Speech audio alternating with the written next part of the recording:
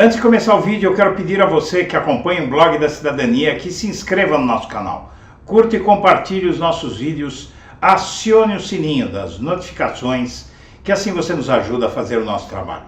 E vamos ao vídeo.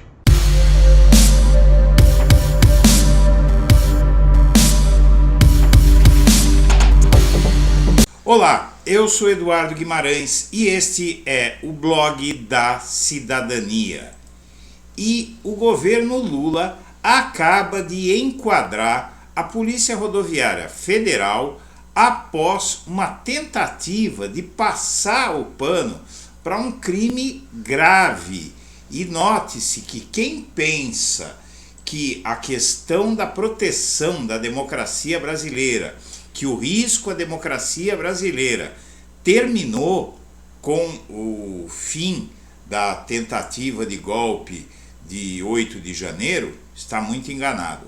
O que está acontecendo é que há muita gente envolvida nos crimes de 8 de janeiro que está longe de se conformar com a vitória da democracia no nosso país, a começar pelo mais evidente agente desse movimento antidemocrático, não é? Aquele que acaba de retornar ao Brasil e que já começa a conspirar pelos cantos escuros, nas sombras, como sempre agiu, como fica claro, por exemplo, no caso da tentativa da Polícia Rodoviária Federal de simplesmente impedir que quem não votasse naquele que ocupava a presidência da República não pudesse votar, né? Tentaram impedir o voto livre do eleitor, como nas piores republiquetas bananeiras mundo afora. Chega a ser incrível que o Brasil tenha caído tão baixo, mas agora realmente existem várias possibilidades de absurdos nesse país não prosseguirem. Por exemplo, hoje ficamos sabendo que o STF vai investigar sim as denúncias da CPI da Covid, pelo menos vai decidir se vai investigar. Tudo não vai se resumir ao engavetamento daquelas denúncias por ação de Augusto Aras e Dias Toffoli. Então o plenário do STF, plenário virtual pelo menos, vai analisar se pode fazer uma enormidade dessas, porque morreram 700 mil pessoas, né? Então são 700 mil razões para isso ser melhor investigado. Além de tudo isso, nós temos aí a Michele Bolsonaro dizendo que os 83 móveis que sumiram do Palácio da Alvorada eram todos dela e que ela usou os lençóis dela na cama. É engraçado que a forma como isso é dito parece que foi feito um favor à República, se é que é verdade o que não se acredita.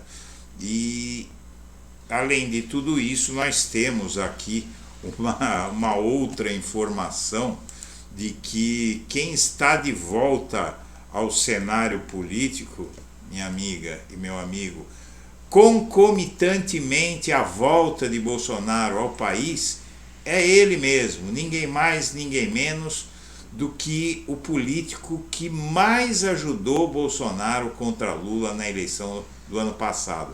Ciro Gomes está de volta e fujam para as montanhas, ele vai abrir a boca dele nos próximos dias.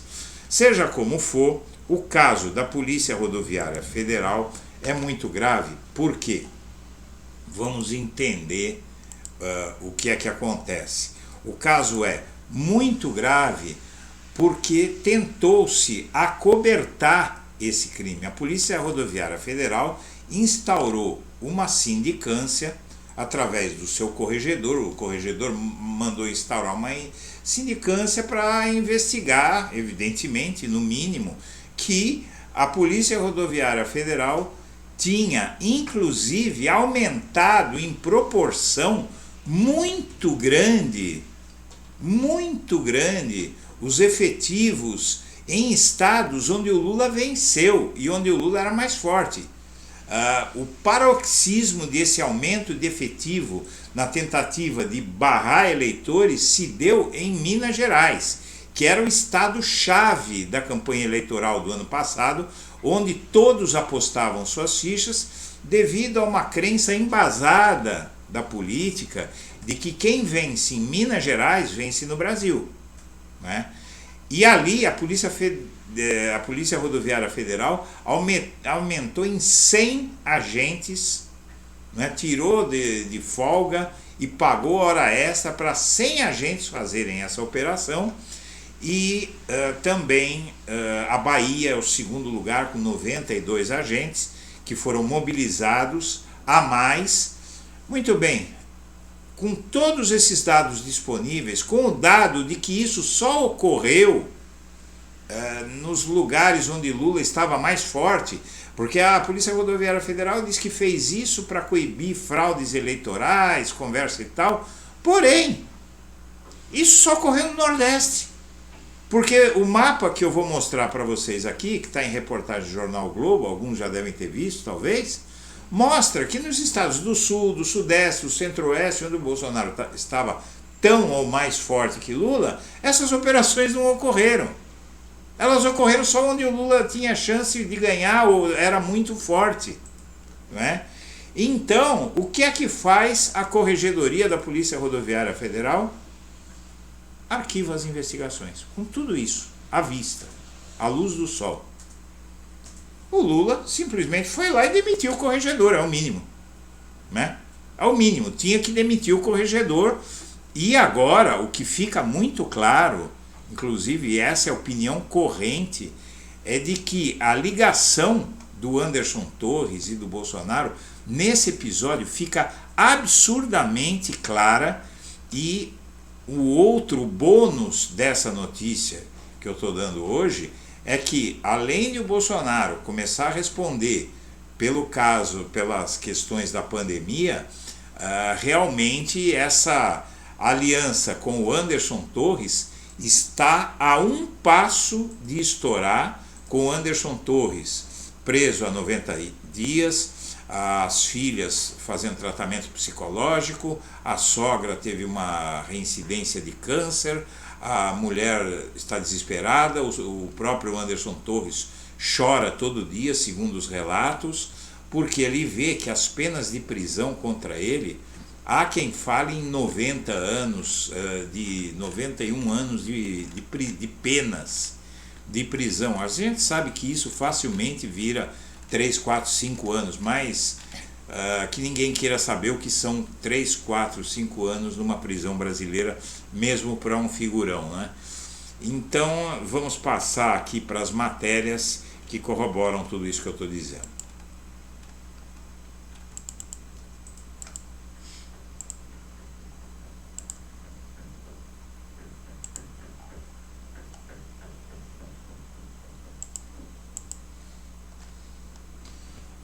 Só para lembrar aqui, pessoal, Michele Bolsonaro diz que parte dos móveis da Alvorada, do Palácio da Alvorada, na verdade, está escrito errado aqui, eram seus. Usei os meus lençóis na minha cama. Não, sua cama, não sei, não é? Ela diz que levou a cama dela para lá, não é isso que viram. A ex-primeira-dama não cita Lula e Janja, mas ironiza, ou seja, ela responde às acusações contra ela com ataques aos adversários. E, na verdade, ninguém está perguntando nada aos adversários. Esses que são o casal presidencial atualmente, o presidente Lula e a primeira-dama Janja, essas pessoas elas vão estar sob o escrutínio da sociedade nos próximos anos. Pronto.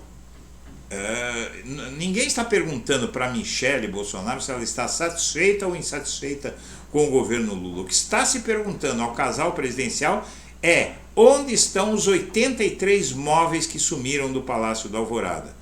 E ela diz que os 83 móveis eram da casa dela no Rio. Eu não sei quem é que tem 83 móveis em casa, realmente tem que morar num palácio para ter isso, né?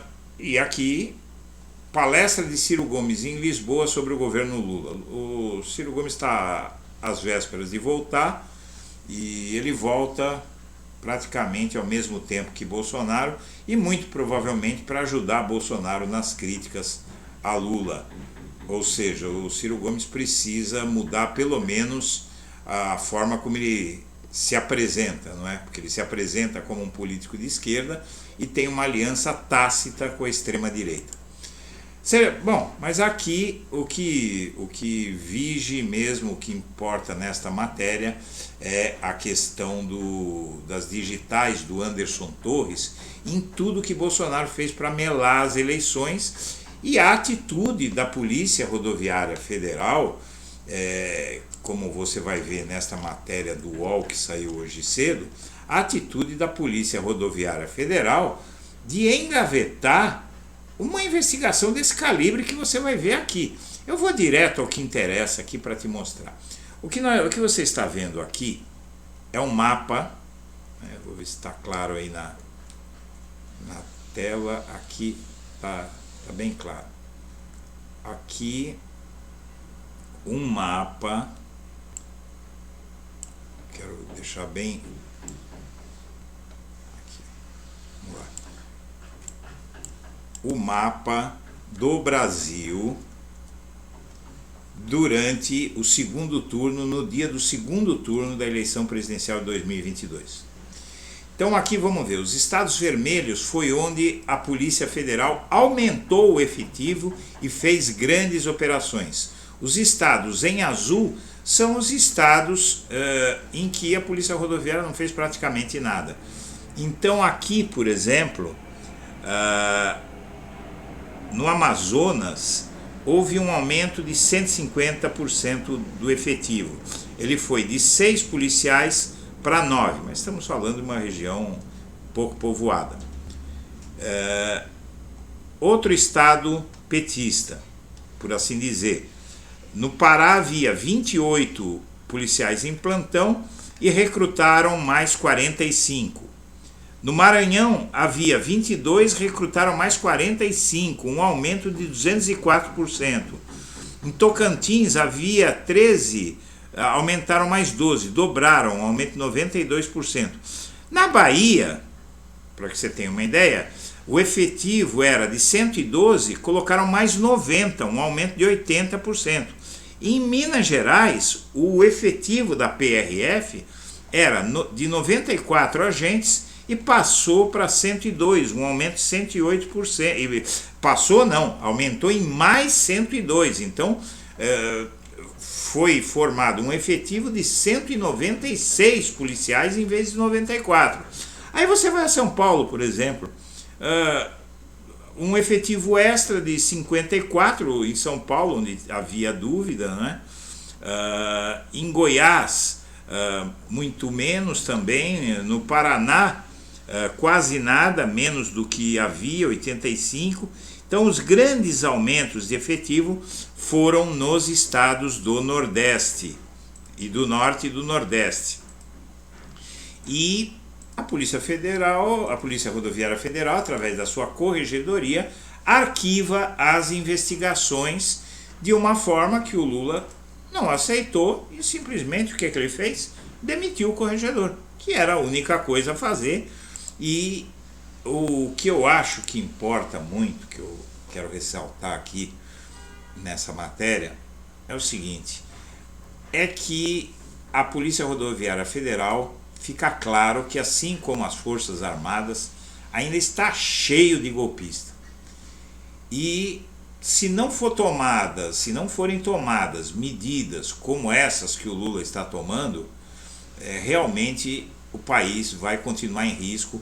O alto comando das Forças Armadas também é uma preocupação, né? Então aí os atuais comandantes das forças, eles têm um peso, mas eles nem de longe, comandante do Exército, da Marinha e da Aeronáutica, representa o alto comando que é formado por cerca de 20 e poucos generais de 4 estrelas, não é? E que inclusive matéria do UOL do ano passado dava conta de que desses 20 e poucos generais do alto comando das Forças Armadas, na verdade são generais, são brigadeiros, são as altas figuras lá, a grande maioria, 80%, era bolsonarista.